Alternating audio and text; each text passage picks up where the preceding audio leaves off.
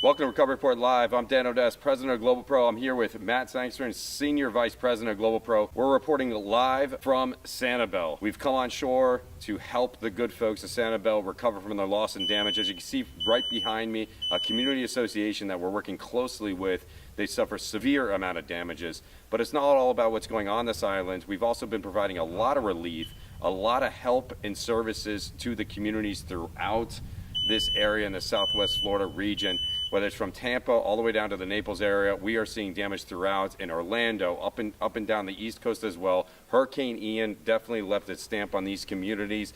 This was one that we will never forget. There's been so much loss of life, but there's also a massive humanitarian effort going on right now for all those that have survived Hurricane Ian. And GlobalPro, along with Heyday Marketing, Lifestyle Miami, and the Camilla's House have been collecting things all week long at our office headquarters right in Coconut Grove. If you're in the Miami area, please stop by, drop off. Little things help.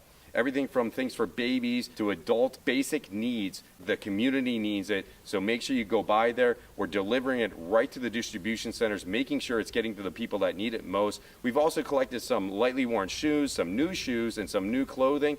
It's tough to distribute clothing. We're really grateful for it. So if you have any of those items, definitely bring it to us. We're making the effort no matter what it takes, even if it's clothing, even if it's shoes and things like that. We're making sure that it's getting to the places that need it most. Matt, what are we hearing from our clients right now with regards to managing and handling these claims? What are they telling you? What are they seeing? What has the experience been like so far with these insurance companies? I think there's three things that we keep getting from insureds, policyholders, and associations. One, a lot of folks are really worried about mitigating and their duties after a loss, right? Their obligations per the policy. Right now, what we're seeing is total destruction. It's catastrophic, the damage that's over here. And what we need to be worried about really is search and rescue efforts, humanitarian efforts, and then recovering at the same time. But it all goes in a certain methodical order. We're here for the first time. We've assessed one of the units here. We've looked at all of the window treatments, the carpet, the flooring, everything inside of the unit. There's significant damage, not only in the units, but to the structures themselves. This is going to take a long time. Remember, one of the things we always talk about is not to hurry up, but to go promptly, to do everything thoroughly, right? So that's the first thing. Slow down. Let's take a thorough assessment. Let's look around. Let's make sure we're doing the right thing. First notice of loss, assessing the damage, valuing the damage. All those things are very, very important and need to be done in stages and very thoroughly. That's the first thing. The second thing, we have a lot of misconceptions about what covers what, whether it's the flood policy, the property policy, the association's policy versus the unit policy. There's a lot of questions, a lot of discussion, a lot of debate already, and disputes, unfortunately, that are going on. We're here to help out with that stuff, right? We're doing a lot of town halls. We have one tomorrow morning for an hour and a half in the morning, starting at 7 a.m.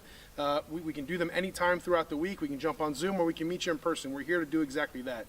We represent over 1,200 plus community associations throughout the East Coast between Florida and New York and now over to Dallas, Texas, and then beyond. This is what we're set up to do. Our great team is back at headquarters in Coconut Grove, reviewing policies, giving us ideas on how to go back and strategies to start the claims, notice the insurance companies, and get the ball rolling. But it starts with communication. It starts with talking to everybody, making sure everybody's on the same page, and that disputes can be taken care of now before we get into the adjustment process.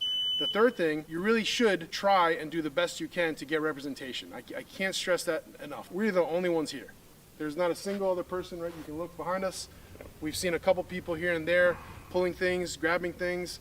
FEMA is somewhere around here as well, but we are the only ones here. You have an advantage right now as an association that the carriers don't have. You have representation that can help you, and we can get here and we can start doing everything I mentioned before properly, thoroughly, and promptly before the insurance companies can get here and start mounting defenses and disclaim coverages. There's a lot of excuses we're hearing from a lot of adjusters, and one of them is about access. But you see, we're here, we're on the ground, we're making sure that our clients are getting the representation they need. Matt made very good points. There's 3 points. We're going to make sure all that information's right down there in the description, so you guys will have that information there for you, so that as you're going through your process, you're thinking about things. Again, it's all about making sure you have a resource, making sure you have someone like ourselves, insurance coverage experts, that are making sure that you're getting everything that you need, that you have the representation that you need in these moments.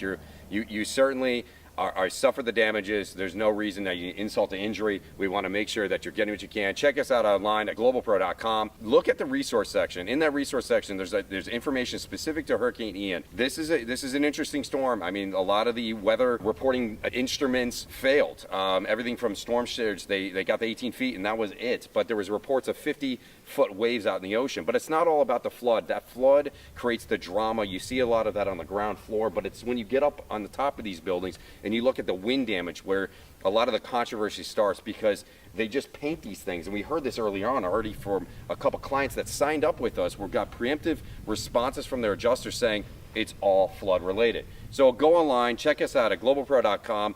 Matt, myself, as well as the rest of our team are here to help you, help our communities recover, build back stronger. That's what this is all about. And it starts now. It starts today, making sure that you have the representation that you need. So again, if you haven't already, like us, follow us on all of our social media, and hit that subscribe button so you're getting the alerts when we go live on the Recovery Report. Thank you for tuning in this week, and we'll see you next week, same time, same place, right here on the Recovery Report Live.